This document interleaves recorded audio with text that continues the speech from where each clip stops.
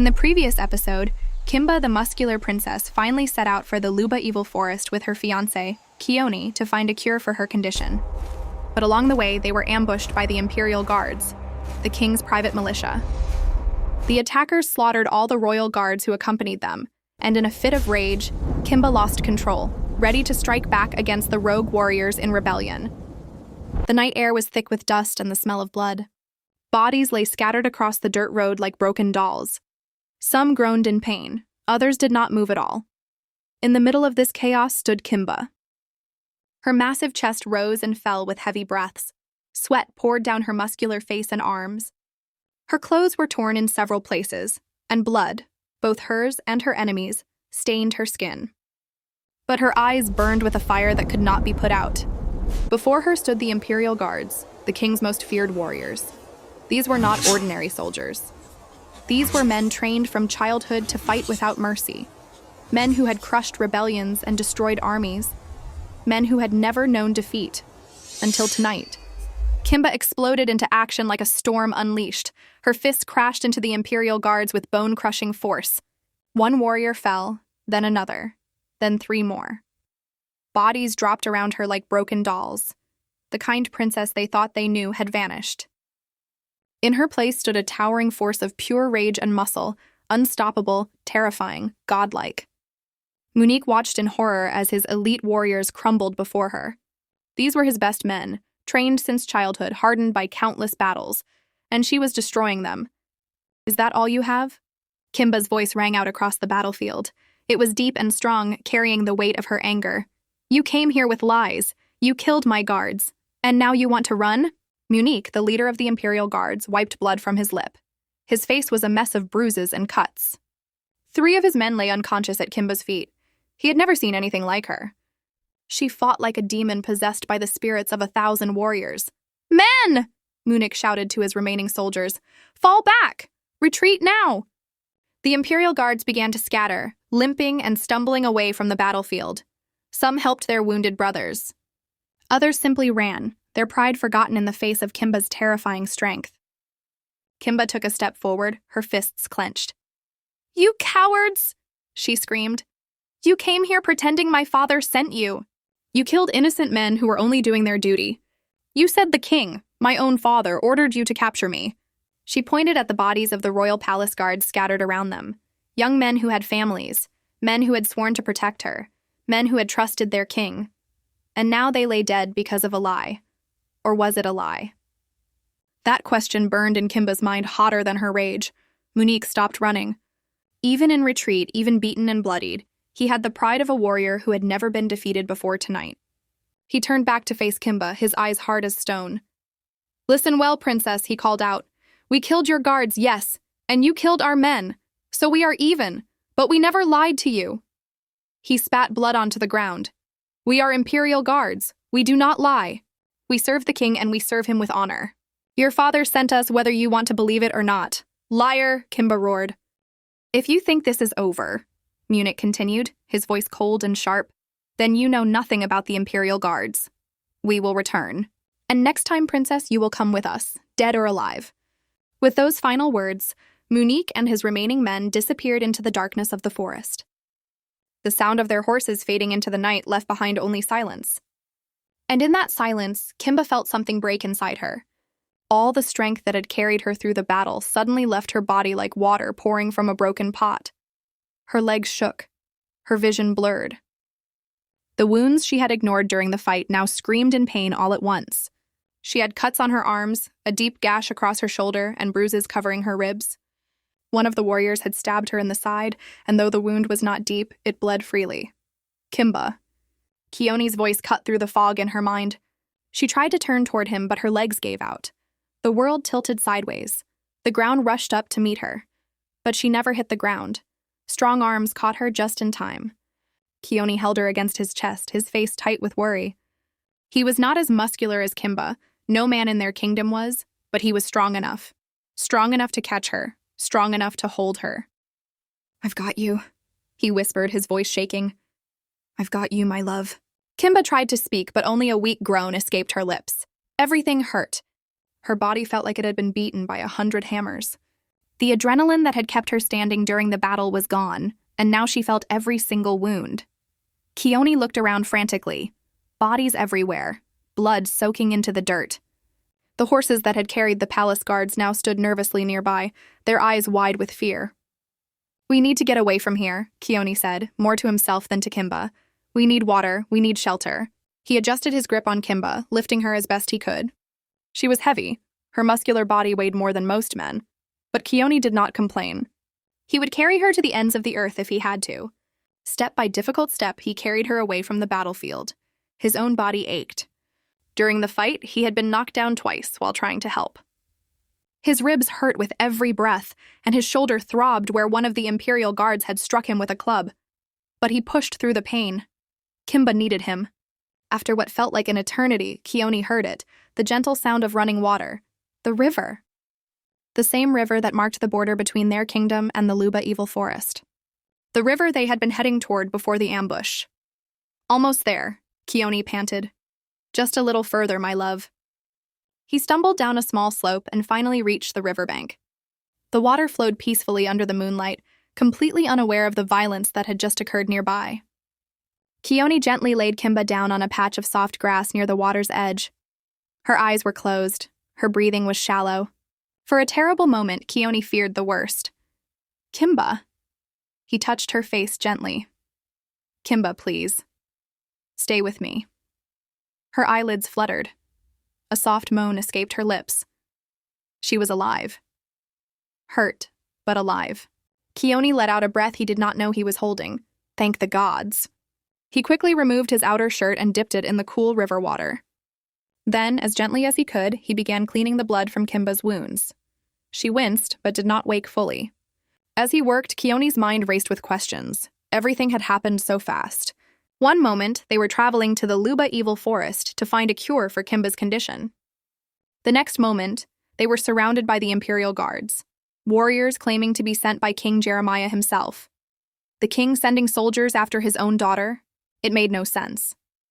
King Jeremiah loved Kimba. Everyone in the kingdom knew that. He had protected her all her life, defended her against those who mocked her appearance, and even arranged her marriage to Kioni against the wishes of many nobles. So why would he suddenly send the Imperial Guards to capture her, or worse, to kill her? It had to be a lie. It had to be. But the Imperial Guards were not known for lying. They were the most honorable warriors in the kingdom, bound by sacred oaths. They served the king with absolute loyalty.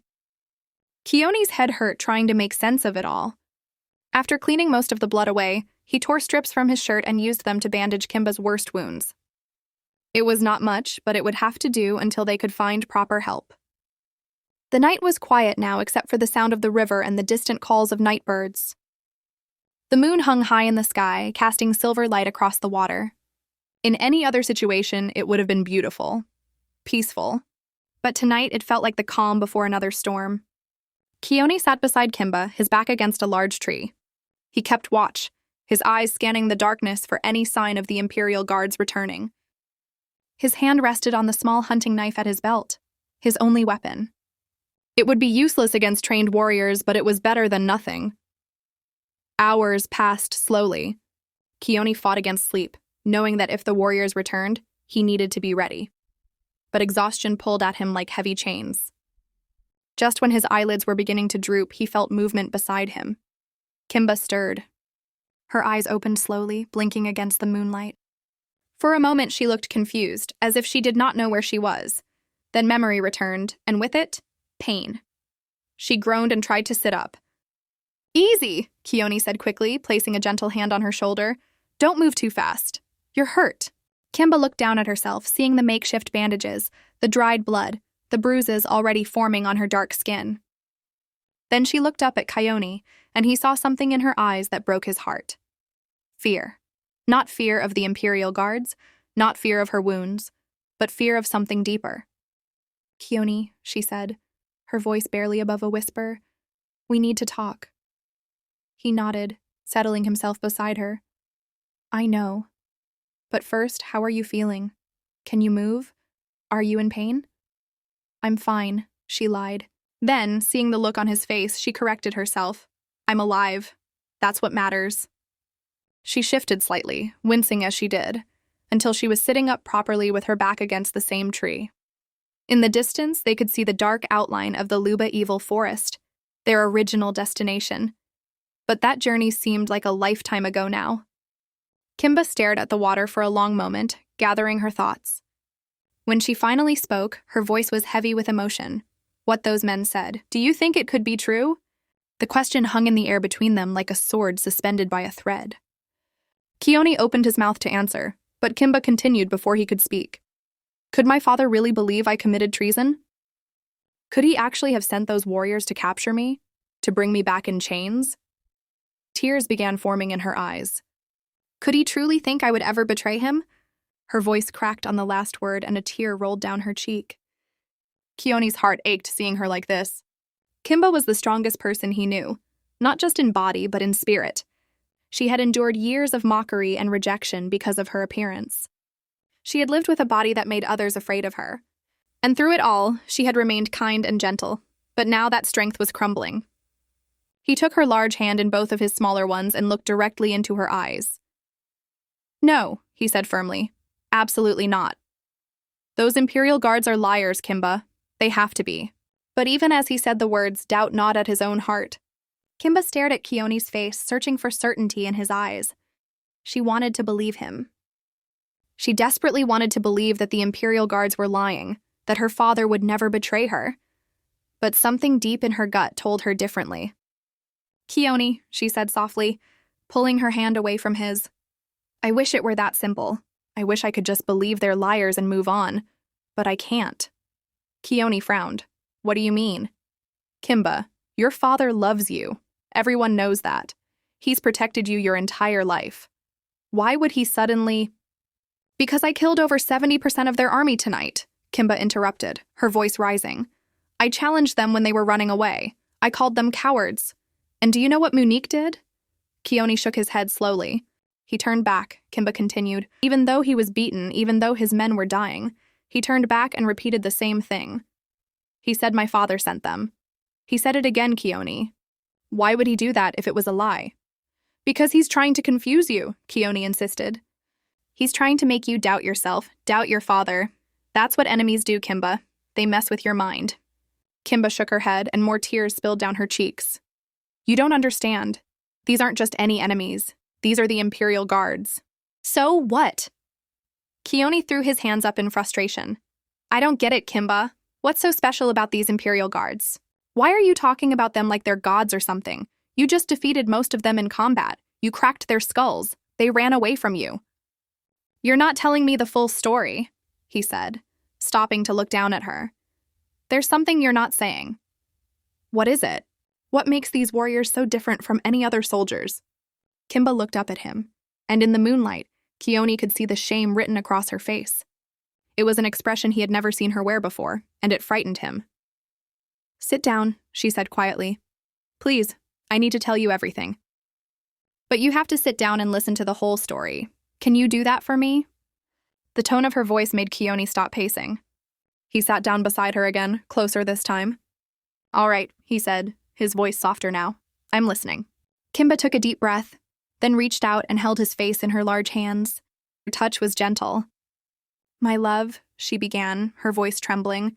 The story I'm about to tell you is one my mother told me every night when she was alive. I've never shared it with anyone else. But I'm telling you now because I love you, because I trust you, and because you deserve to know the truth about who I am and where I come from. Kioni placed his hands over hers. You can tell me anything, Kimba. You know that. She nodded, then slowly lowered her hands from his face. What I'm about to tell you, she said, is the hidden history of our kingdom. It's a story of war, betrayal, witchcraft, and sacred oaths. It's the story of how our people became free. And it's the story of why I was born the way I am. I'm listening, he repeated. Kimba began. A long time ago, Kioni, our kingdom was not a kingdom at all. We were nothing. Less than a settlement.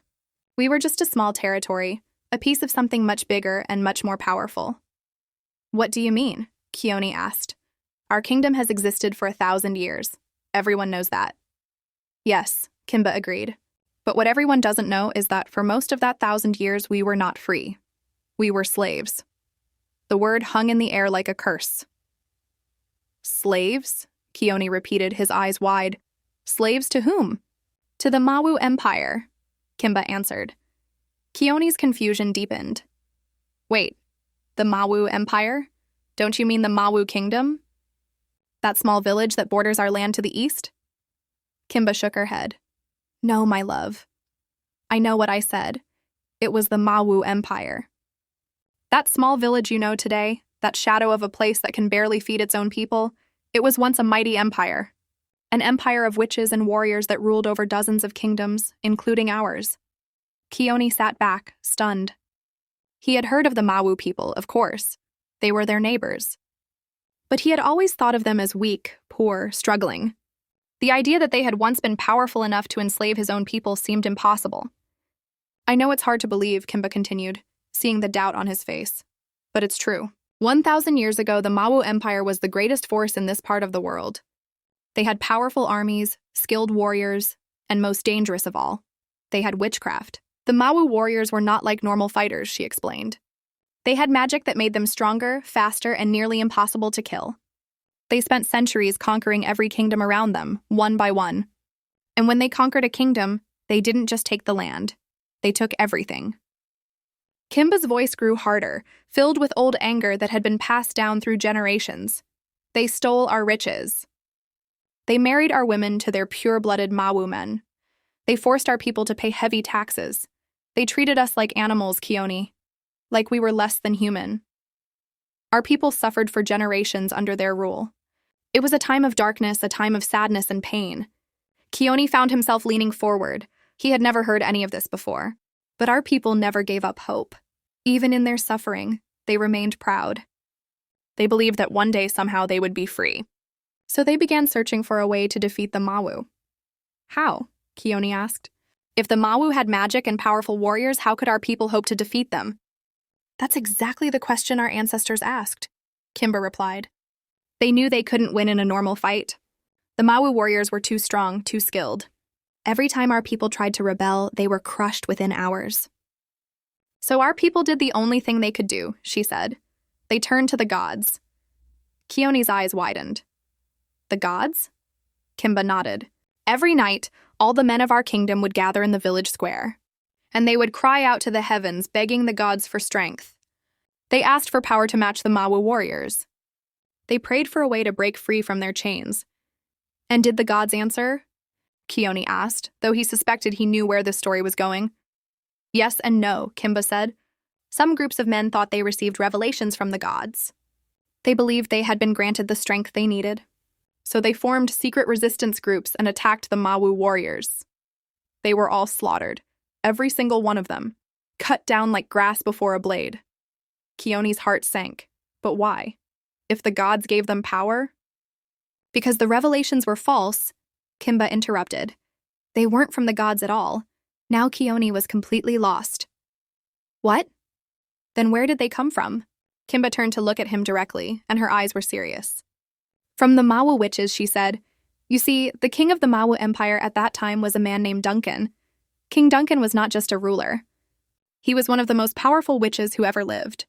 And he had an elite group of warriors who were also witches. Warriors specially trained to crush any rebellion before it could truly begin. What were they called? Kioni asked, though he was beginning to suspect the answer. The Mawu warriors, Kimba said quietly. Kioni felt his blood run cold. King Duncan knew that our people's prayers were dangerous, Kimba continued.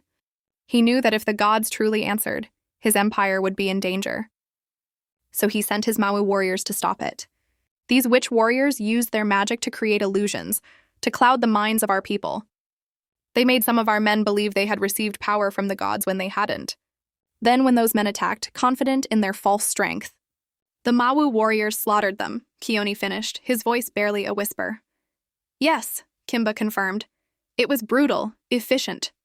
And it sent a clear message to our people. Rebellion was impossible. The Mawu were too powerful, too clever. Every time our people tried to call on the gods, the Mawu warriors would confuse them, trick them, and lead them to their deaths. This went on for years, Kioni, decades. Our people almost lost all hope.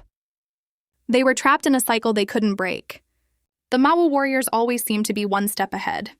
It was as if they could read minds, predict every move.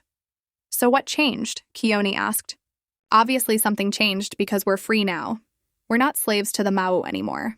What changed, she said, was your family, my love. Kioni blinked in surprise. My family? What do you mean? I mean, there was one man in our tribe who discovered he had an ability, Kimba explained. An ability that no one else had. He couldn't be fooled by the witchcraft of the Mau. The illusions didn't work on him.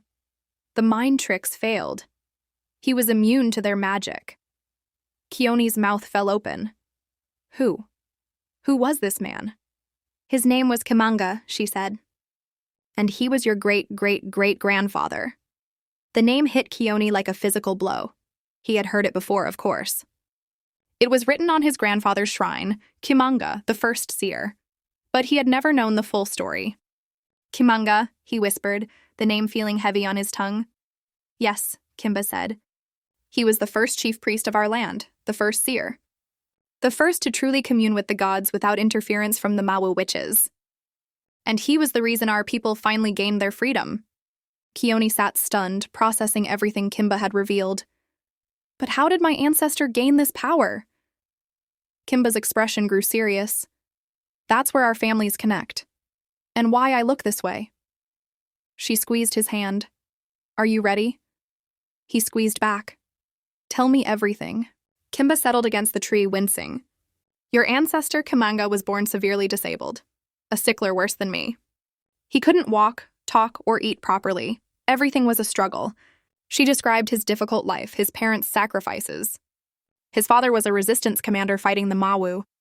But the Mau warriors always knew their plans. Their magic spied on our people. One night, Kimanga's father led a mission to assassinate Mau officials. It was a trap. Most were slaughtered. Only 3 escaped, Kimanga's father and 2 friends. The friends hid in the forest and were killed within minutes. Her voice dropped. Kimanga's father ran home. He wanted to see his family one last time. When he burst inside, his wife was outside. Only Kimanga was there, playing with beads. The Mau warriors were right behind. He had seconds. So he knelt and hugged his son, tears streaming, certain they'd both die.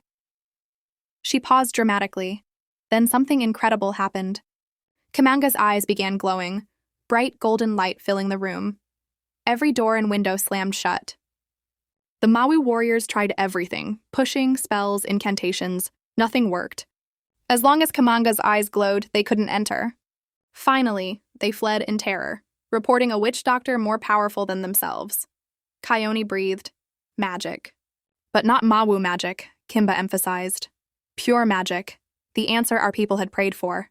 She explained how elders studied Kimanga. Eventually understanding his power came from his isolation. He never left home. Never touched Mau food, cloth, or anything foreign. Our people had unknowingly absorbed Mau culture. Their food, clothes, coins, even words. These were doorways for Mau magic. But Kimanga was pure. Untouched. The gods could speak clearly to him. Understanding dawned on Kioni's face. His disability was his strength. Exactly, Kimba smiled. Once they understood, they trained him. When he became a man, he was anointed our first chief priest. They asked him to pray for 30 days, seeking the secret to defeat the Mau. On the 30th day, the gods revealed it. Consecration. Complete separation from everything foreign. Our warriors had to become like Kimanga, pure, isolated, devoted only to our gods and people. She took a breath. This is where the imperial guards were born. Kimanga called all warriors together. Hundreds gathered. He explained they needed the mashi, the cleansing, total purification. She counted the requirements. No foreign food, no foreign clothes, no foreign cultural activities. Her voice dropped, and they had to divorce foreign wives. Kioni gasped. Abandon their families? Many refused, but those desperate for freedom agreed. They went through the mashi, fasted 30 days, and on the 30th day, power. The gods blessed them with supernatural strength. Kimanga named them Mashi Marie, consecrated warriors that we all know as the Imperial Guards. Kioni whispered, the ones who attacked us. Kimba nodded. They waged war. For 3 years they battled. The Mau Empire crumbled. Other enslaved kingdoms rose up. Within a generation, the mighty Mau Empire became the tiny village you see today. After victory, the Imperial Guards, these consecrated warriors who had saved our people, chose their leader to be king, the man who had led them in battle, the man who had been the first to complete the Mashi, the strongest and bravest among them. Who was he? Kioni asked, though he was beginning to suspect. His name was Jabari, Kimba said, and he was my great-great-great-grandfather, the first king of our independent kingdom, the founder of my family's dynasty. Kioni sat back, stunned. Everything was connected. And Jabari, Kimba's ancestor, had used that secret to become the first consecrated warrior and eventually the first king. From that day forward, Kimba continued, it was established that every king of our land would come from Jabari's bloodline. And more than that, every firstborn son of the king would be consecrated. He would join the Imperial Guards. He would take the sacred oath. The oath? Kioni asked. What oath? She recited, I swear to remain pure, to reject all foreign influence, to eat only our food, wear only our cloth, marry only our women. I swear this on pain of death, on pain of curse for myself and my descendants. This oath has bound every king for 1,000 years. Kioni's throat tightened. And your father? Took the oath at 14. Kimba's voice broke. But then he broke it. Silence. He fell in love with my mother, and my mother was from Mawu. Kioni stood abruptly, pacing. He broke a 1,000-year oath? For love? Yes. Tears streamed down Kimba's face. But why? His voice was harsh. He knew the consequences. Because he loved her more than he feared the curse. She explained how King Jeremiah met Zamira during diplomatic work, how he tried fighting his feelings but failed, how the Imperial Guards warned him, how he married her anyway, believing love could bridge old hatreds. When I was born, everyone saw immediately that something was wrong. A massive head, stiff body, muscular arms, even as a newborn. The midwives screamed. Some wanted to kill me, but Father protected me. As I grew, I got worse. By 3, I had a man's body. People called me a monster, curse, abomination. Father brought me to your grandfather Manga begging for a cure. Manga said I would only worsen, that I'd suffer rejection and loneliness, that even friends would betray me. Her voice cracked. Worse, he prophesied I'd die at 14, when royal children joined the Imperial Guards. Since I was a cursed daughter instead of a consecrated son, the gods would take my life. But you're 21 now, Kioni said, confused. Father refused to accept it. He searched everywhere for a cure. Found nothing. When 13 came, he begged the Imperial Guards to let me join them, take the oath. They refused. I was a cursed woman. So he tried arranging marriage before my 14th birthday, hoping it might break the curse. But no one would marry the cursed princess.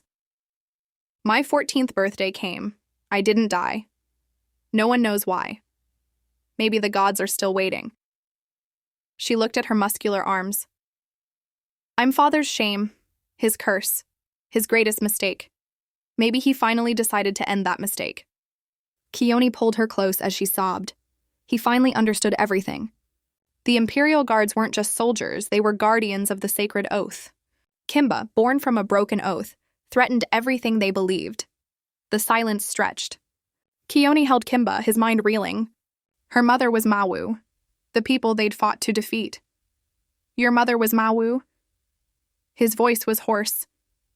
She nodded, unable to meet his eyes. He released her, pacing again. A sacred oath kept for 1,000 years. And he broke it? For love, she whispered. But the cost. He gestured at her body, immediately regretting it at her pained expression.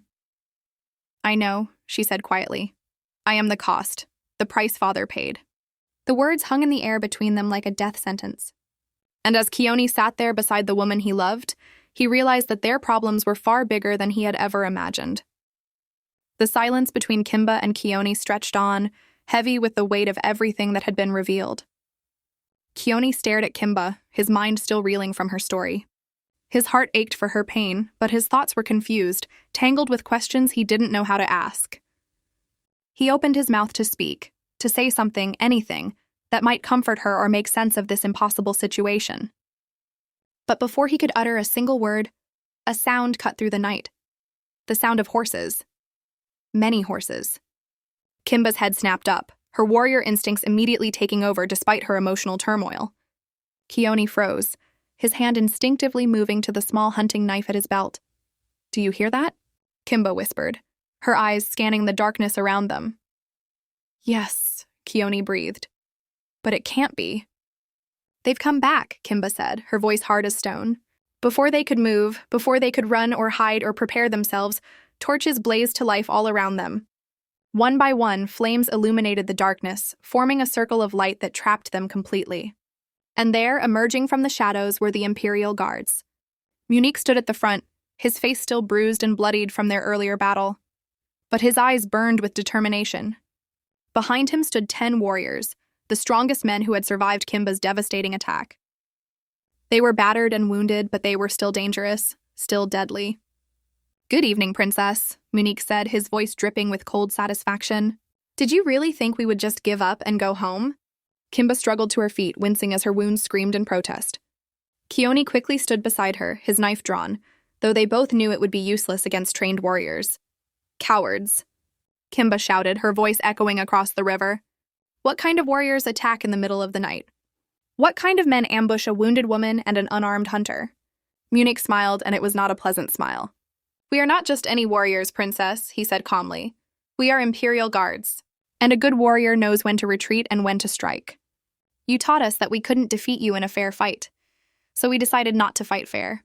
He gestured, and his men began closing the circle, moving in slowly like wolves surrounding their prey. "This time there will be no escape," Munich continued. "This time you will come with us. Dead or alive, it makes no difference to us anymore. Your father wants you back, and we will deliver you." Kimba's muscles tensed. Despite her exhaustion, despite her wounds, despite everything, she prepared herself to fight. She had beaten them once. She could do it again. "If you want me," she growled, "come and take me." Munich laughed. "Oh, we will, Princess. But first, I think we need to teach you a lesson about pride." He nodded to 7 of his warriors, and they suddenly broke from the circle, not toward Kimba, but toward Kioni. "No!" Kimba screamed. But it was too late.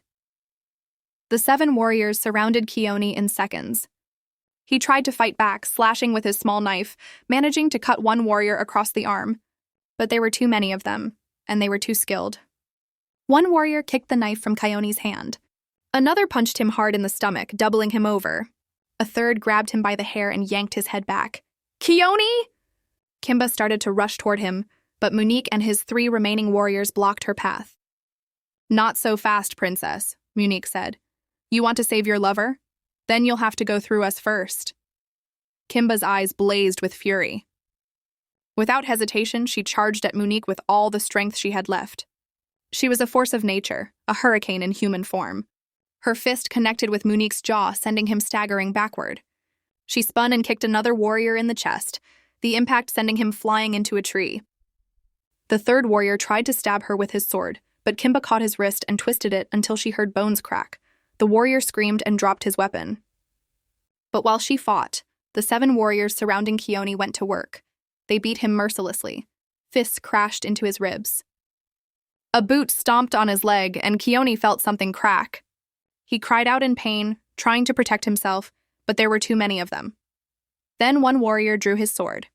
"Stop moving," the warrior hissed, "or this blade goes through your heart." He pressed the tip of the sword against Kioni's chest, right over his heart. Another warrior grabbed Kioni's arms and twisted them behind his back. A 3rd warrior stabbed him in the side, not deep enough to kill, but deep enough to hurt. Blood began soaking through Kioni's clothes. "Kimba!" Kioni screamed through his pain. "Don't listen to them! Run!" But Kimba had just finished defeating Munich and his 2 warriors. She had been magnificent, unstoppable. All 3 Imperial Guards lay on the ground, groaning in pain. Munich's face was a bloody mess, and he could barely move. Kimba stood over them, breathing hard, her fists still clenched. She had won again. But then she heard Kioni scream, and she turned. What she saw made her blood run cold. Kioni was on his knees, surrounded by 7 warriors. His face was swollen and bleeding. His clothes were torn and stained with blood.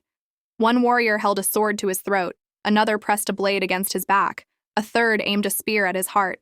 "One move, Princess," the lead warrior called out, "and your hunter dies. We'll cut him into pieces right in front of you." Kimba's heart stopped. All her strength, all her power meant nothing in this moment. "Let him go," she said, her voice shaking. "Your fight is with me, not him. He's done nothing to you." The warrior smiled cruelly. "Oh, but he's done everything to us, princess. He gave us leverage. He gave us the one thing you care about more than your own life." He pressed the sword harder against Kioni's throat, and a thin line of blood appeared. "So here's what's going to happen," the warrior continued. "You're going to drop to your knees. You're going to put your hands behind your head. And you're going to let us chain you up and take you back to your father. If you do all of this without fighting, we'll let your little hunter live. We'll leave him here by the river, and maybe someone will find him before he bleeds to death." "Don't do it, Kimba," Kioni shouted. "They're lying. They'll kill us both anyway." The warrior holding him punched him hard in the face, and Kioni's head snapped to the side. "Shut up," the warrior snarled. Then he looked back at Kimba. "What's it going to be, princess? Your freedom or his life? Choose quickly because my patience is running out." Kimba stood frozen, her mind racing. She could try to fight them. She was strong enough, fast enough. She had already proven she could defeat these warriors in combat, but they had Kioni. And if she made even one wrong move, they would kill him instantly. She looked at Kioni's battered face, saw the blood dripping from his wounds, saw the pain in his eyes. This man who had loved her despite her appearance. This man who had agreed to journey with her to find a cure. This man who had just learned the terrible secret of her heritage and hadn't rejected her. She couldn't let him die. She wouldn't. "All right," she said, her voice breaking. "All right, I'll surrender. Just don't hurt him anymore." "Please, no!" Kioni screamed. "Kimba, don't! Whatever they're going to do to you." Another punch silenced him. "A wise choice, princess," the warrior said with satisfaction. Slowly, painfully, Kimba dropped to her knees. She placed her hands behind her head, the position of complete surrender. Tears streamed down her face. Not from fear for herself, but from helplessness. She had defeated armies. She had crushed warriors. She had strength that rivaled the gods themselves. But none of it mattered when the person she loved was in danger. The warriors holding Kioni threw him roughly to the ground. He landed hard, groaning in pain. The warrior who had been threatening him kicked him in the ribs one more time for good measure. "There's your hunter," the warrior said to Kimba. "Alive, just as promised. Though I don't know how long he'll last with those wounds." Then the 7 warriors moved toward Kimba. They pulled out heavy iron chains, the kind used for dangerous criminals. They wrapped the chains around her wrists, her ankles, her neck. They made sure the bonds were so tight that even her incredible strength couldn't break them. Munique, still bleeding and barely able to stand, limped over to watch. Despite his injuries, he managed a satisfied smile. "I told you we would return," he said to Kimba. "I told you the Imperial Guards never give up." Kimba didn't respond. She just stared at Kioni's broken body lying on the ground, his blood soaking into the earth.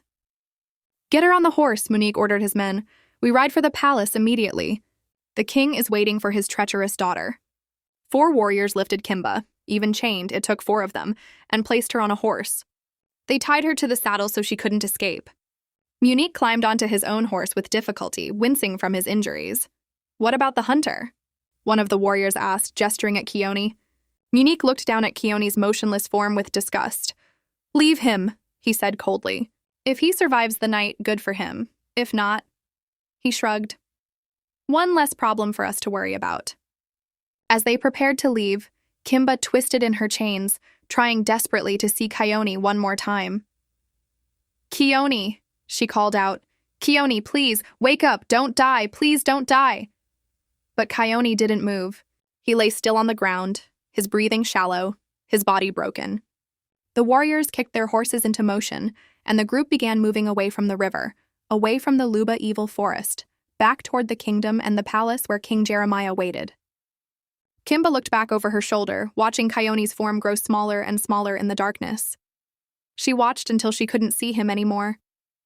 And even then, she kept staring into the empty night, tears streaming down her face. She had surrendered to save his life. But as the Imperial Guards carried her away into the night, one terrible question echoed in her mind. Had she just sacrificed herself for nothing? The chains rattled with every step of the horse. The sound echoed through the night like the ringing of death bells. Kimba sat bound on the horse, her powerful body wrapped in iron, her spirit crushed by the weight of what she had just done. Behind her, the riverbank where Kioni lay grew darker and darker until it disappeared completely into the night. But Kimba's eyes remained fixed on that spot, as if by staring hard enough, she could somehow protect him from this distance. "Move faster," Munich commanded, his voice harsh despite his injuries. "I want to be back at the palace by sunrise. The king has waited long enough for his daughter." "Kioni," Kimba whispered into the wind. "Please be alive. Please survive this night." One of the warriors riding beside her heard her whisper and laughed cruelly. "Worried about your little hunter?" he mocked. "You should be worried about yourself, princess. When your father sees you, when the Imperial Guards Council gathers to judge you, you'll wish we had killed you back there by the river." Kimba said nothing. What was there to say? She had known from the moment she surrendered what awaited her at the palace. Prison, judgment, perhaps even execution. But none of that mattered if Kioni lived. "I made the right choice," she said, more to herself than to anyone else. "I had to save him. I had to." "The right choice?" Munich turned in his saddle to look at her, his battered face twisted in contempt. "You gave up your freedom for a man. How pathetic. Your father was right to send us after you. You're weak, princess. Weak and foolish."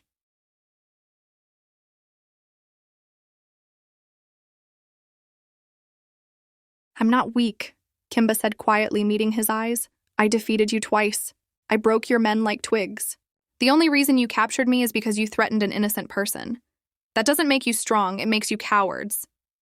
Munich's face flushed with anger. He rode closer to Kimba's horse and raised his hand as if to strike her. "Say that again," he hissed. "I dare you. You are cowards," Kimba repeated slowly, her voice steady and clear. For a moment, it looked like Munich would hit her. His hand trembled in the air. But then he lowered it and smiled coldly instead. "It doesn't matter what you call us, princess," he said. "At the end of the day, you're in chains and we're taking you home. That's all that matters." He turned his horse away and rode to the front of the group. As they traveled through the night, Kimba's mind raced with thoughts and memories. She thought about her mother, who had died years ago, leaving her alone in a world that hated her. She thought about her father, who had once protected her but now apparently wanted her captured or killed. She thought about her sister, Elisa, who had always been jealous of her status as firstborn. But mostly, she thought about Kioni. The way he had looked at her when she first told him she loved him. The way he had agreed to travel with her to the Luba Evil Forest, even though the journey was dangerous. The way he had held her after she collapsed from the first battle with the Imperial Guards. The way he had listened to her story without judgment, even when she revealed the terrible truth about her mother's heritage. "I hope you find someone to help you," she whispered into the wind. "I hope someone discovers you before it's too late. I hope you live, my love. I hope you live and forget about me. Find a normal woman. Have a normal life. Be happy." Tears streamed down her face as she spoke these words. Because she knew the truth. She would never see Kioni again. Even if he survived his wounds, even if someone found him and healed him, she would be locked away forever, or worse. The Imperial Guards would make sure of that. Hours passed. The night began to give way to early dawn. Finally, in the distance, Kimba could see the outline of the palace, the tall towers, the thick walls, the place she had called home her entire life. Now it looked like a prison. "Almost there," Munich announced with satisfaction. "Soon, princess, you'll face the king. Your father will see what his treacherous daughter has become, and then justice will be served." Kimba straightened her back, refusing to show weakness even though her heart was breaking. If this was to be her fate, she would face it with dignity. She would not give these warriors the satisfaction of seeing her broken. But as they rode through the palace gates, as the guards and servants stared at her in shock and whispers spread like wildfire, Kimba allowed herself one final thought of Kioni. "Goodbye, my love," she whispered. "Forgive me for leaving you. Forgive me for not being strong enough to save us both." Meanwhile, back at the river, Kioni lay motionless on the ground. The sun was beginning to rise, painting the sky in shades of orange and pink. The river continued to flow peacefully, indifferent to the broken man lying on its bank. Kioni's eyes fluttered open. Pain exploded through his body, his ribs, his leg, his side where the warrior had stabbed him. Everything hurt. Everything burned. "Kimba?" he groaned, trying to sit up. but his body refused to obey. He was too weak, too injured. He managed to turn his head slightly, looking in the direction the Imperial Guards had taken Kimba. But there was nothing to see. They were long gone. "No," he whispered, tears mixing with the blood on his face. "No, no, no. Kimba, come back. Please, come back." But she was gone, taken away in chains because of him, because she had surrendered to save his life. "This is my fault," Kioni sobbed. "All my fault. I should have fought harder. I should have been stronger. I should have protected her." He tried again to stand, to go after her, to do something, anything. But his body betrayed him. The moment he put weight on his injured leg, it collapsed beneath him, and he fell back to the ground with a cry of pain. He lay there staring up at the lightening sky, feeling more helpless than he had ever felt in his entire life. The woman he loved had been taken from him. She was probably heading to her death right now, and he couldn't do anything to stop it. "I'm sorry, Kimba," he whispered to the morning air. "I'm so sorry. I failed you." As consciousness began to slip away from him again, as the pain and exhaustion dragged him back toward darkness, one thought echoed in his mind. He had to survive. He had to heal. He had to find a way to save her. But first he had to make it through this day. And right now, lying broken and bleeding on the riverbank with no help in sight, even that seemed impossible. His eyes closed. His breathing grew shallow. The sun climbed higher into the sky, its warmth spreading across the land. But for Kioni, lying broken on the riverbank, there was no warmth, only cold, only pain. Only the slow, creeping certainty that he might die here, alone and forgotten. "Help!" he tried to whisper, but his voice was so weak that even he could barely hear it. "Someone, please, help!" But there was no one around. This part of the river was isolated, far from the main roads. People avoided it because it marked the border of the Luba evil forest, a place everyone feared. No one came here. No one except those desperate enough or foolish enough to seek the forest's dangerous magic. His breathing grew more labored. He was dying, and he knew it. "Kimba," he murmured in his delirium. "I'm sorry. I wanted to save you. I wanted to find the cure. I wanted us to be happy." His eyes closed again, and this time he was certain they would never open. But then, a sound cut through his fading consciousness. Footsteps. Someone was walking nearby. "Who is that?" a female voice called out, sounding frightened. "Who is making that loud noise? You are really scaring me. Are you in the right state of mind? I hope you are not mentally ill." Kioni's heart leaped with desperate hope. Someone was here? Someone might help him. He forced his eyes open and tried to speak, but only a groan came out. "Please," he managed to croak. "Help me. I'm not mentally ill. I am just severely injured. Please, no one is around to help me because no one usually comes anywhere near this river." There was a pause.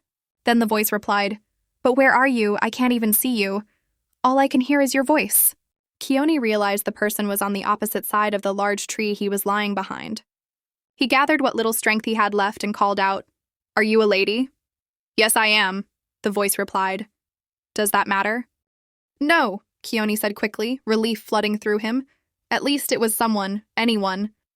"I was just curious since your voice sounded very feminine. You asked where I am. Well, wherever you are, just take your right and follow the sound of my voice. Then when you reach the biggest tree you can find, stop and check the back." "Okay," the woman said, and Kioni could hear her footsteps moving closer. He waited, each second feeling like an eternity. His vision was blurring again. He was losing consciousness fast. Then suddenly, a face appeared above him. A young woman, perhaps around his age, with kind eyes and concerned features. She gasped when she saw him. "Oh gods," she exclaimed, dropping to her knees beside him. "What happened to you? You're covered in blood." Kioni tried to focus on her face, but his vision was swimming. In his confused, pain-filled state, her features seemed to blur and shift. And for just a moment, he thought he saw Kimba. "My love," he whispered, reaching up weakly with one hand. "Kimba, you came back to me." The woman looked confused. "No, I'm not Kimba. My name is Pearl." But Kioni's mind was too far gone to process her words. "Kimba," he repeated, his hand falling back to his side. You came back." And then, with Pearl's face still hovering above him, Kioni's eyes rolled back and he lost consciousness completely. No, no, no, Pearl said, patting his cheek urgently. Stay awake. Don't die on me. Hello? But Kioni was out cold. Pearl sat back on her heels, her mind racing. She didn't know this man. She had never seen him before. He was clearly a hunter, based on his clothing, and he was severely injured. Multiple stab wounds, broken bones, signs of a brutal beating. Someone had tried to kill him. The smart thing to do would be to run back to the village and get help. But Pearl knew that by the time she returned with others, this man might be dead. And besides, who would come all the way out here to help a stranger? No one in the village liked coming near the Luba forest border. I have to do this myself, Pearl muttered, making a decision. She was not a large woman, but she was strong from years of farm work. She managed to get the unconscious man into a sitting position, then carefully draped his arm over her shoulders. With a grunt of effort, she stood, supporting most of his weight. You're heavy, she complained to the unconscious Kioni. And you better survive this, because I'm going to be very angry if I carry you all the way home and you die anyway. Step by difficult step, Pearl began the long walk back to her house, half carrying, half dragging the wounded hunter. By the time she reached her home, her muscles were screaming in protest and sweat poured down her face, but she had made it. Her house was a simple dwelling on the outskirts of the village. Her parents owned a small poultry farm, and they had just been about to leave for their morning work when Pearl appeared, supporting the body of a bleeding stranger. Pearl! Her mother shrieked. What in the name of the gods? Help me, Pearl gasped. He's too heavy. I can't hold him much longer. Her father rushed over and helped her lower Kioni to the ground in front of their house. Then he stood up and looked at his daughter with a mixture of concern and anger. Pearl, what are you doing, and who is this you brought to our house? Her father demanded. Pearl was breathing heavily from the exertion. I found this man almost dead just a few miles away from our house, near the river by the Luba forest. I couldn't help but bring him back to see if there was any way I could help him so that he wouldn't die. Her father's face turned red. So let me get this straight. You found this random man on the road, beaten and battered from God knows what, and then all of a sudden you want to bring him home and become his personal nurse? Yes, Daddy, that's what I'm saying, Pearl replied, lifting her chin defiantly. Are you out of your mind, Pearl? Her father exploded. How can you even do something like this? He could be a criminal. He could be dangerous. You don't know anything about him. Pearl felt tears of frustration welling up in her eyes. Father, please. Ever since I came back that night, I felt extremely guilty. I haven't found a way to begin forgiving myself. So please, maybe this is a chance for me to make amends. Maybe by helping this man, I can obtain forgiveness from the gods. Her father's expression softened slightly, but then hardened again. Please, Pearl, again. We told you that your story about palace guards was just a figment of your imagination. That night, all that happened was that you fainted and Princess Elisa brought you back as the good friend she is. So stop going on about how she forced you to commit an abominable act. And father, Pearl shot back, her voice rising, if you believe anything that evil princess told you, then you are a bigger fool than Princess Elisa makes you. Pearl, her mother gasped. That's enough. You are out of line. How dare you talk to your father like that? And how dare you talk about your princess like that too?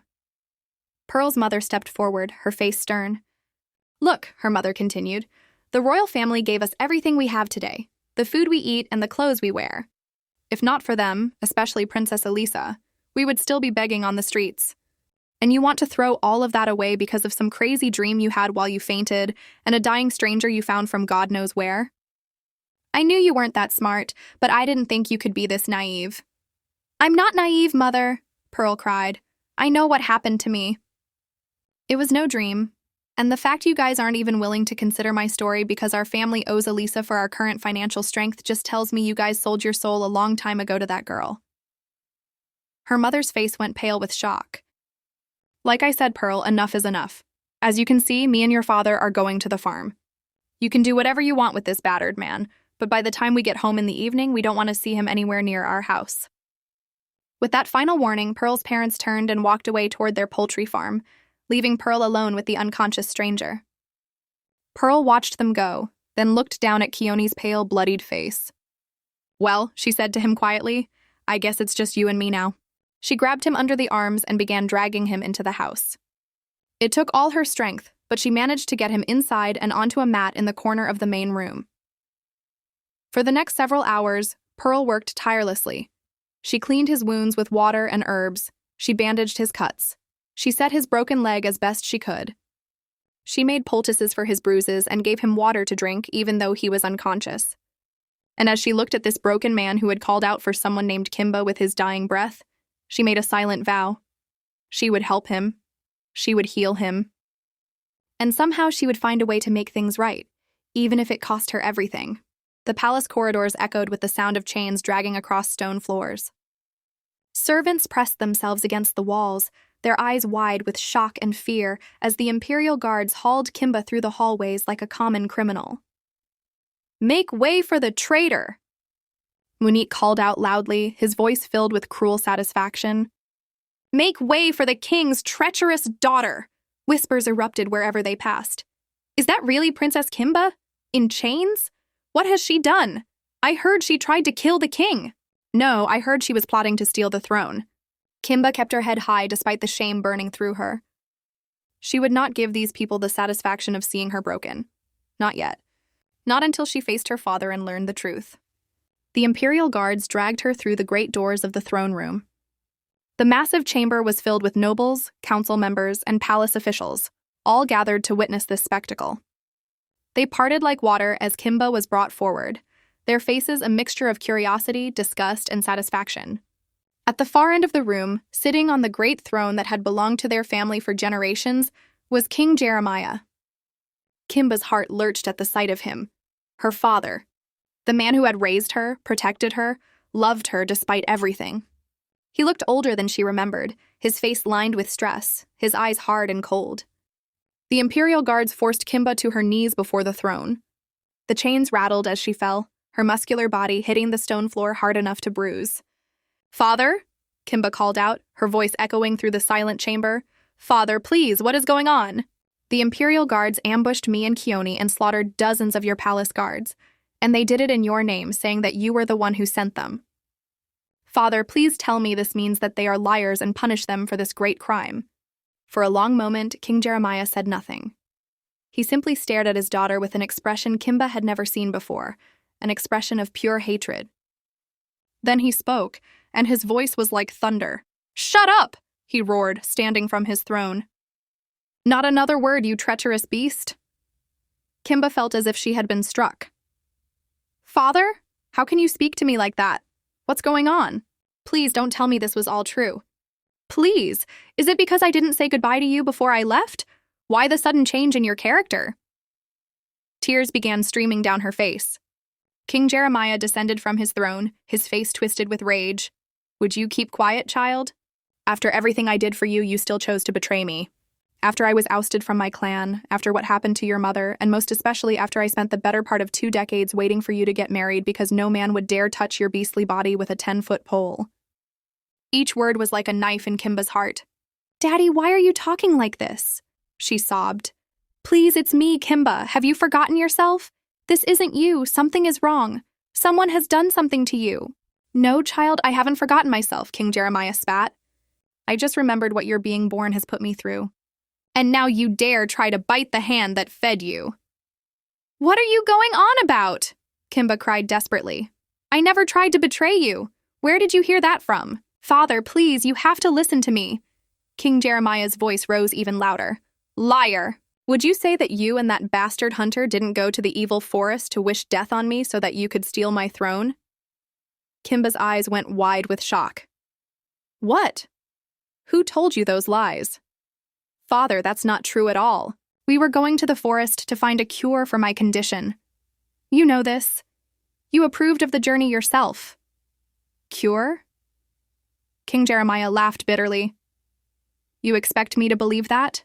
When I have proof of your treachery? When I have been warned by someone loyal to me about your plans?" "Warned?" Kimba's voice was desperate now. "Who warned you? Who filled your head with these lies?" King Jeremiah straightened, his face showing something almost like pride. "What do you mean, who exactly alerted me of your dubious plans?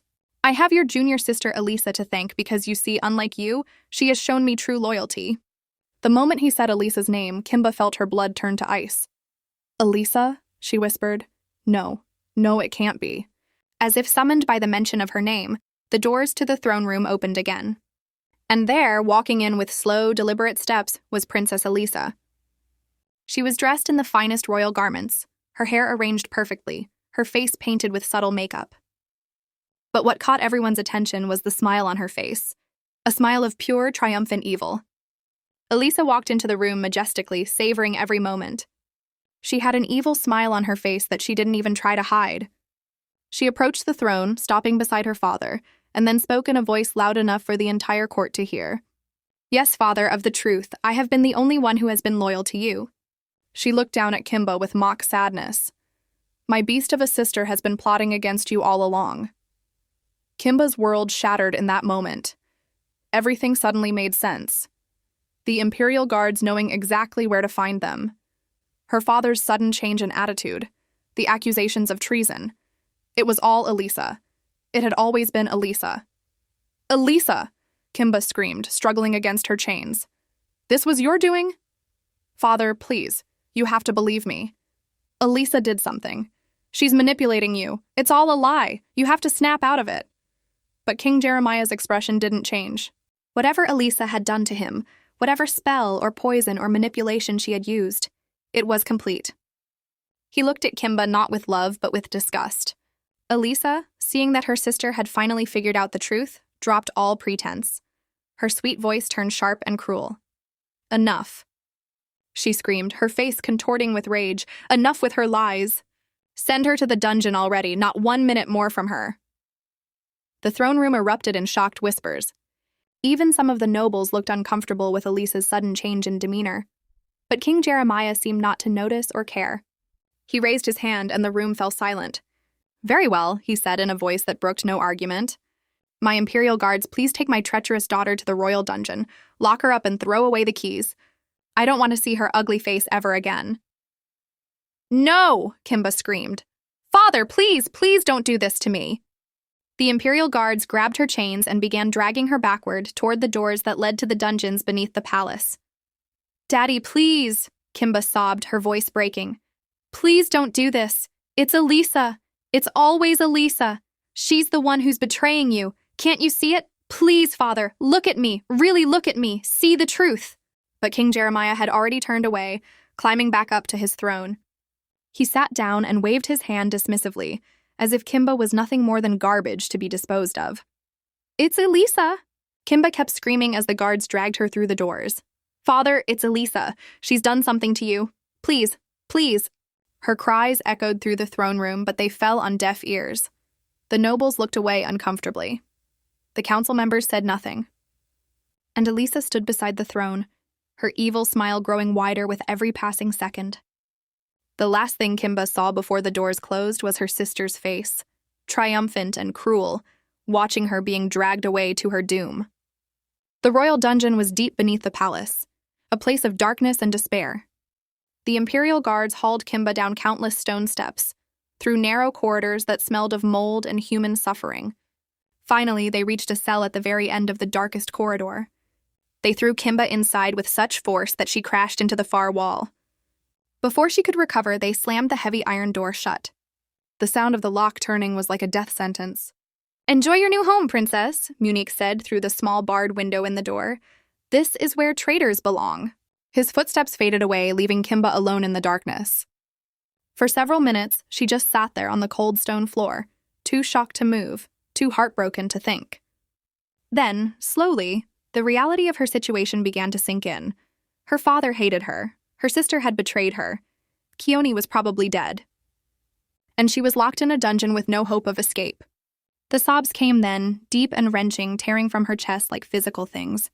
She cried for her father, who had been turned against her. She cried for her mother, who had died years ago and couldn't help her now. She cried for Kioni, who she had loved and lost. But most of all, she cried for herself, for the cursed princess who had never asked to be born, who had only ever wanted to be normal, who had only ever wanted to be loved. "How did everything go so wrong?" she whispered to the darkness. "Just yesterday morning, I was getting ready to marry the man I love. I was going to find a cure. I was going to be happy. And now she had nothing. No freedom, no future, no hope." She curled up on the cold floor of her cell and closed her eyes, wishing that she could just disappear. That she could fade away into nothing and finally be free of this cursed existence. But even that mercy was denied her. The gods, it seemed, were not finished punishing her yet. Outside her cell, in the world above, Elisa was probably celebrating her victory. Kioni was probably dying by the river, and her father was probably already forgetting that he ever had a daughter named Kimba. And there was nothing, absolutely nothing, that Kimba could do about any of it. Kioni's eyes opened slowly, as if his eyelids were made of lead. The first thing he noticed was that he wasn't lying on the cold, hard ground anymore. He was on something soft, a mat or blanket. The second thing he noticed was the smell of cooking food, rich and savory, making his empty stomach growl despite his pain. "Where am I?" He groaned, his voice barely above a whisper. The sound of quick footsteps approached, and suddenly a face appeared above him. A young woman with kind eyes and a worried expression. "Kioni!" she exclaimed, relief flooding her features. "Thank God you're finally awake. How are you feeling now?" Kioni blinked, trying to focus. His head felt like it was filled with cotton, and every part of his body ached. He looked around slowly, taking in his surroundings. He was in a small but clean house lying in what appeared to be the main living area. His body was covered in bandages and medicinal herbs, the kind his grandfather used to make. "I'm fine," he said automatically, then winced as pain shot through his ribs. "Actually, no. Everything hurts. And who are you exactly?" The woman smiled gently. "It's me, Pearl, the girl you met beside the Luba River. Don't tell me you've forgotten?" Kioni's foggy mind struggled to remember. Pearl. The name sounded familiar. He had heard it before, but when? Where? "Pearl, you say?" he said slowly. "I can't remember much from yesterday, but yeah, I think I remember saying your name a few times." Pearl sat down beside him, careful not to jostle his injuries. "We actually met for the first time yesterday when I found you all beaten and bruised near the river. You were barely alive." Kioni gave a faint sigh. "I see. That checks out, I guess, given that injuries are still all over my body." He tried to move and immediately regretted it as fresh pain exploded through him. "By the way, I've been meaning to ask, how exactly did you get these injuries on your body?" Her question was earnest, genuinely curious. Kioni's first instinct was to deflect. "Don't worry about how I got them. Just know that I'm grateful you took me in and attended to my wounds. You probably saved my life." But Pearl wasn't satisfied with that answer. She leaned forward, her eyes serious. "You're avoiding my question. I think I deserve to know what happened since I literally just saved your life. I carried you all the way here, fought with my parents about keeping you, and spent hours treating your wounds. The least you can do is tell me the truth." Kioni looked at her for a long moment, seeing the determination in her face. She had a point. She had saved him when she could have just left him to die. He owed her the truth. "Okay," he sighed. "You win. I was traveling to the Luba Evil Forest with the love of my life, Kimba, when a group of giant, hefty men attacked us. They ambushed us and slaughtered all of the palace guards who were with us." "Wait," Pearl interrupted suddenly, her eyes going wide. "Princess Kimba? Wait, did you just call her the love of your life?" Kioni frowned at the interruption. "Yes, I did, and she is indeed the love of my life. Any problems?" Pearl's mind was racing, pieces of a terrible puzzle clicking together. "No, there isn't." "And what did you say your name was again?" "Pearl, I never got to tell you," Kioni replied, slightly confused by her sudden intensity. "My name is Kioni." Pearl's face went pale. "You wouldn't happen to be a hunter, would you?" Now Kioni was really confused. "As a matter of fact, I am a hunter. How did you know?" "Just a hunch," Pearl said quickly, her voice slightly shaky. "Don't worry, you can continue your story." She said it jokingly, but inside, her heart was pounding. This was Kimba's fiancé, the man Kimba was going to marry. The man whose wedding had made Elisa so jealous that she had sought out dark magic to destroy her sister. And Pearl had helped her do it. Kioni continued his story, not noticing Pearl's internal turmoil. Luckily, Princess Kimba was able to unleash her deadly strength on the warriors, defeating the majority of them and sending the rest running. But not before the warriors told us that it was the king himself who sent them after Kimba. Pearl's head snapped up. "Are you telling me that King Jeremiah sent bounty hunters after his own daughter? That is a serious allegation, Kioni. It's inconceivable." That would be treason at worst. I know, Kioni said, his voice heavy with confusion and pain. I didn't believe it myself at first. But then I started believing what they said, especially after Kimba told me a long story about our kingdom's history and the Imperial Guards. Pearl's hands were trembling now. Are you sure that the bounty hunters who came after you and the princess said for a fact that they were acting in accordance with the king's order?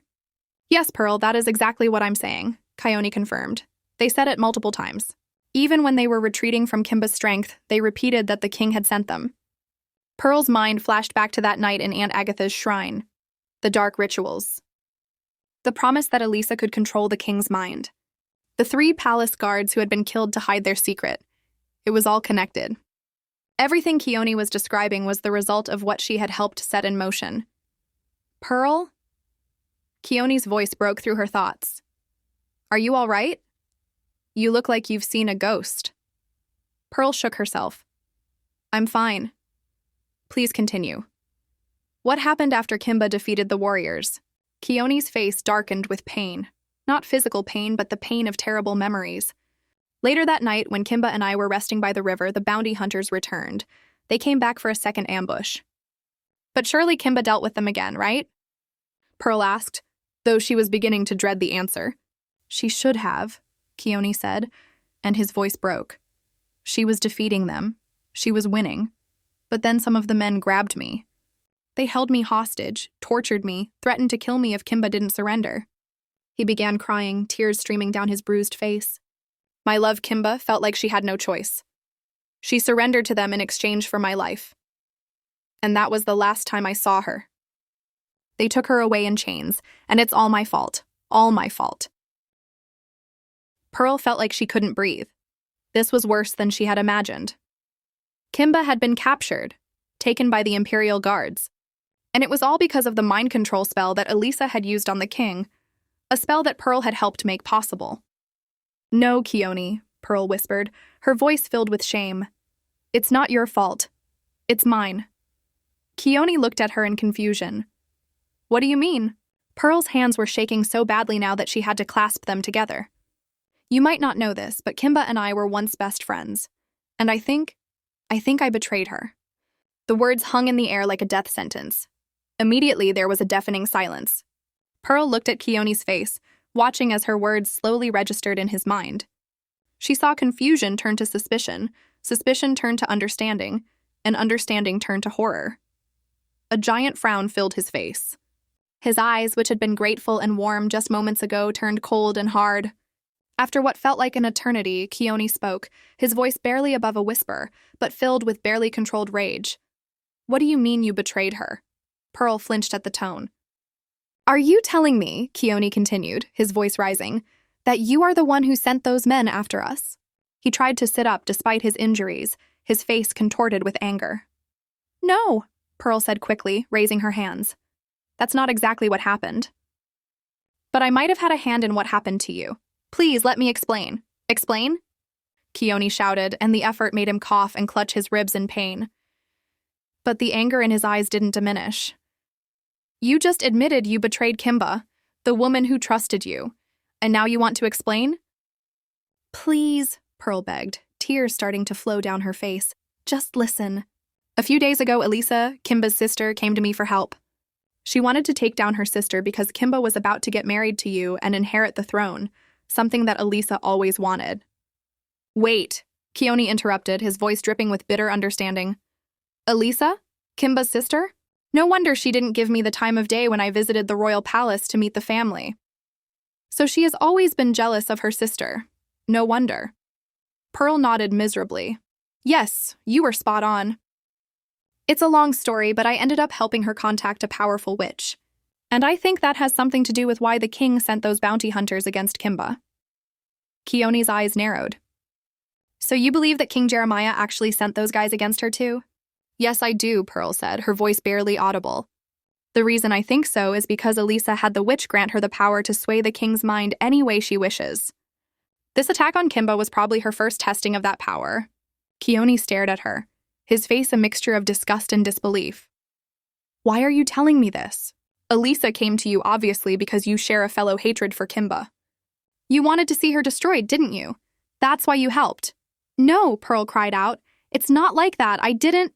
Then what is it like? Kioni demanded. Because from where I'm lying, it sounds like you deliberately helped someone destroy an innocent person. Someone who was supposed to be your friend. Pearl's whole body shook with sobs now. Because even if Elisa was the one who wanted to bring down Kimba, I was the one who gave her the idea of manipulating the mind of the king. I was the one who agreed to help her take her to the witch in the first place. 3 innocent palace guards lost their lives to pave our way to that witch's shrine, and I haven't gotten a minute of sleep since that day. She buried her face in her hands, her voice muffled by her palms. I know what I did was wrong. I know it was evil. And I helped Elisa do something terrible. And now Kimba is captured, those guards are dead, and you're lying here barely alive because of what I helped set in motion. Kioni listened to her confession, and part of him, a very small part, recognized genuine remorse in her voice. But the larger part of him was consumed with rage and grief. This is all good and fine, he said coldly, and I appreciate you coming clean to me. But all this doesn't change the fact that Kimba is still being held captive by the king, God knows where, and we don't have a way to save her. Your guilt and your tears don't help her. They don't undo what you've done. Pearl looked up at him, her face streaked with tears. You're right, it doesn't. But I think I know what can be done to save Kimba. Kioni's expression didn't soften, but he listened. Have you heard about the Luba Evil Forest? Pearl asked. Yes, of course, Kioni replied, his voice still hard. That's exactly where Kimba and I were headed. There's a shrine there that has the power to grant any wish. We were going there to find a cure for her condition. Understanding dawned on Pearl's face. Wait, that's genius. So we can go there and make a wish to break the king's enchantment. We can wish for him to see the truth about Elisa. Kioni looked at her with cold eyes. We? There is no we, Pearl. You betrayed Kimba once. Why would I trust you to help save her now? Pearl felt the words like physical blows, but she pressed on. Because I want to make things right. Because I can't undo what I've done, but maybe I can help fix it. Please, Kioni, let me help you save her. Let me do one good thing to balance out the terrible thing I did. Kioni stared at her for a long moment, warring with himself.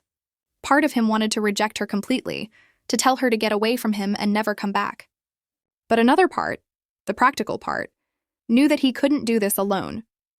He was injured, weak, and didn't know the first thing about navigating the politics of the royal palace or the magic of the Luba forest. He needed help. Even if that help came from someone who had betrayed the woman he loved. Fine, he said finally, his voice still cold. But understand this, Pearl. I don't forgive you. I don't trust you. The only reason I'm agreeing to work with you is because I need to save Kimba and I can't do it alone. If you betray us again, if you do anything that puts Kimba in more danger, I will make sure you regret it for the rest of your life. Do you understand? Pearl nodded, relief and shame warring on her face. I understand, and I won't betray you again. I swear it. Your word means nothing to me, Kioni said bluntly. Your actions will have to speak for you. Now help me up. We need to start planning, and we don't have much time. Every moment we wait is another moment Kimba spends in danger. Pearl moved to help him, supporting his weight as he struggled to his feet. The tension between them was thick enough to cut with a knife, but they both knew they had no choice but to work together. For Kimba's sake, they would have to put aside their mutual distrust and find a way to save her, before it was too late. Kioni leaned heavily against the wall, his body protesting every movement. But his mind was sharp, focused on one thing only, saving Kimba. Kioni's eyes lit up with determination. We go to the Luba Forest Shrine. We wish for the king's mind to be freed from Elisa's control. Once he sees the truth, he'll release Kimba and punish Elisa for what she's done. But we have to act fast, Pearl warned. Every day that passes, the enchantment grows stronger. The longer King Jeremiah believes Elisa's lies, the harder it will be to break through to him. And Kimba. Who knows what Elisa might convince him to do to her? Kioni felt a surge of panic. Then we leave now. Today. Right now. Suddenly, the door to the house burst open. Pearl's parents stood in the doorway, their faces a mixture of shock and anger. They had returned early from their farm. Pearl, her father roared. What is the meaning of this? We told you to get rid of this man by the time we returned. Pearl stood up quickly, placing herself between her parents and Kioni. Father, please, I can explain. Explain what? Her mother cut in, her voice shrill. That you disobeyed us? That you've been harboring this stranger all day? Pearl, we gave you clear instructions. I couldn't send him away, Pearl said firmly. He was dying. He still needs help. If you cared about other people the way you care about the royal family and Princess Elisa, maybe you would understand. How dare you? Her father interrupted, his face turning red. How dare you speak to me in that manner? Have you gone mad, child? Kioni struggled to his feet, using the wall for support. Please, sir, forgive her. This is my fault. I'm sorry I stayed this long. I'll be on my way now. He began limping toward the door, each step sending waves of pain through his body. Wait! Pearl called out. She turned to Kioni. Let me join you. We need to plan how to save Kimba.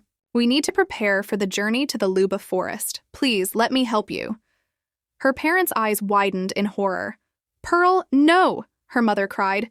You can't leave with this stranger. We don't know anything about him. He could be dangerous. He's not dangerous, Pearl said, moving to support Kioni's weight.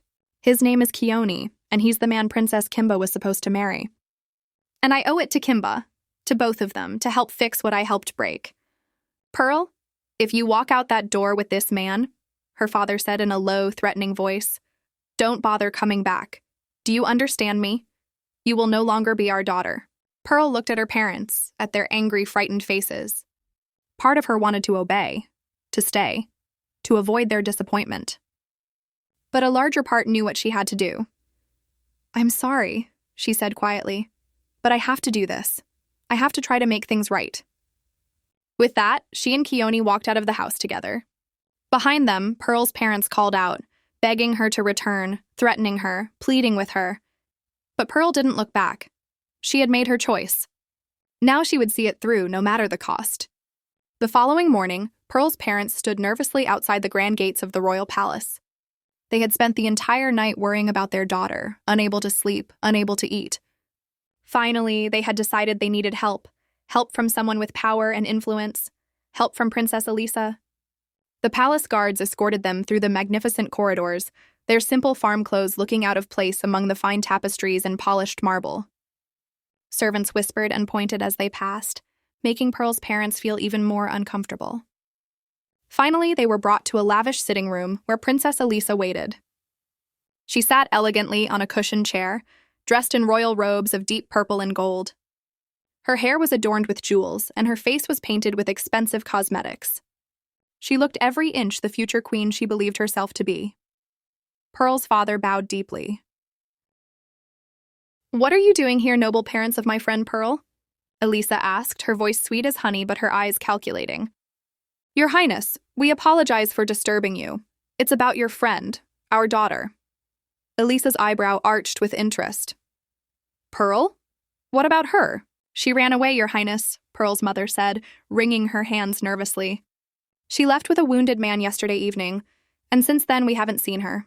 We're so worried. We thought perhaps you might know where she would go, or you could help us find her. Elisa leaned forward, her interest clearly piqued. A wounded man, you say? Can you give me a more detailed description of this man? Pearl's father nodded eagerly. Yes, my princess. It was a young, handsome man who was adorned in hunter attire. He had injuries all around his body, like he had just come back from a battle. Deep cuts, broken bones, stab wounds. He was in terrible condition. Elisa's hands gripped the armrests of her chair tightly, though her face remained carefully neutral. I see. And where exactly did Pearl find this wounded man? By the river demarcating our kingdom from the Luba evil forest, Your Highness, Pearl's father replied. She found him there early yesterday morning, barely alive.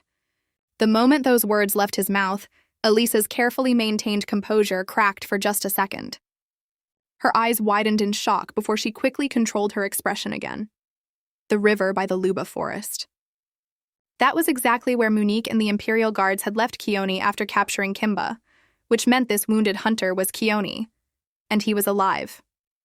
And now he was with Pearl, who knew about Aunt Agatha, who knew about the ritual, who knew everything. This was a threat. A serious threat to everything Elisa had worked for. I see, Elisa said slowly, her mind racing. Thank you for bringing this to my attention. The moment they were gone, Elisa's sweet expression vanished, replaced by cold calculation. She stood and began pacing, her mind working through the implications. Kioni was alive. He knew what had happened to Kimba. And if Pearl had told him about the enchantment on her father, about Aunt Agatha, about any of it, then he would try to stop her. He would try to break the spell and free Kimba. She couldn't allow that. "Guards," she called out sharply. "Send for Munique. Tell him I need to see him immediately. It's urgent." That evening, as the sun began to set, Elisa walked through the palace gardens. She had sent a message for Munique to meet her here, away from prying eyes and listening ears. She didn't have to wait long. Within minutes, she heard footsteps behind her.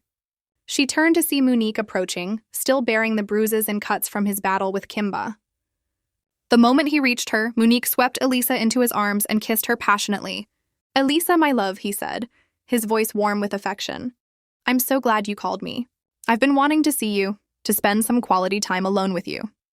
What do you have planned for us tonight?" Elisa pushed him away roughly, her face twisted with anger. "You said you love me, yet you didn't do what I asked," she hissed. Munique looked confused and hurt. "What are you talking about, my love? I've done everything you've asked of me so far. I captured your sister just as you wanted. I brought her back to the palace in chains. Your father has thrown her in the dungeon. Everything is going according to your plan." "Everything?" Elisa's voice rose dangerously. "Then why is the bastard hunter that was with my sister still alive? Why didn't you kill him when you had the chance?" Understanding dawned on Munique's face. "You mean the hunter boy? Kioni?" "Yes, Kioni!" Elisa practically screamed. "Why is he still breathing?" Munique reached out to take her hands, but she pulled away. "My love, please understand. Keeping him alive was the only way we saw to force your sister to stand down and surrender herself to us as our captive. She was defeating us in battle. She would have killed us all. But when we threatened to kill the hunter, she gave up immediately. It was the smartest tactical decision. And now that decision might cost us everything," Elisa snapped. "That hunter is alive, Munique. He survived his wounds. And worse, he's with Pearl, my so-called friend who helped me get the enchantment in the first place. If she tells him everything, if they figure out how to break my control over my father—" "They won't," Munique interrupted firmly. "Because we won't give them the chance. My love, Kimba is in prison where she can't hurt anyone. We can go after that hunter now and ensure your future as our next queen, with me by your side as your husband, just as we planned." Elisa looked at him for a long moment, her anger slowly giving way to cold determination. "Very well," she said finally. "Tomorrow is the day you will put your sword where your mouth is, but this time I will follow you. I will make sure you don't mess it up again. Ready your imperial guards for tomorrow, Munique." She stepped close to him, her eyes hard as steel. "We hunt the hunter," Munique smiled, pulling her close again. "It will be done, my love. I promise you. By tomorrow night, Kioni will be dead, and no one will stand between you and the throne." They kissed again, this time slower, sealing their dark pact. In the distance, the palace loomed against the darkening sky, and somewhere deep in its dungeons, Kimba sat alone in her cell, unaware that her sister was planning to eliminate the last person who could save her. This story is specially dedicated to everyone who waited patiently for episode 3. Your support and enthusiasm mean everything. Please don't forget to subscribe, comment your thoughts, and share this story with others who love epic tales of courage, betrayal, and redemption. The story we all love is coming to an end soon, and you won't want to miss what happens next. Until next time, stay strong like Kimba, stay loyal like Kioni, and remember, even in our darkest moments, redemption is always possible.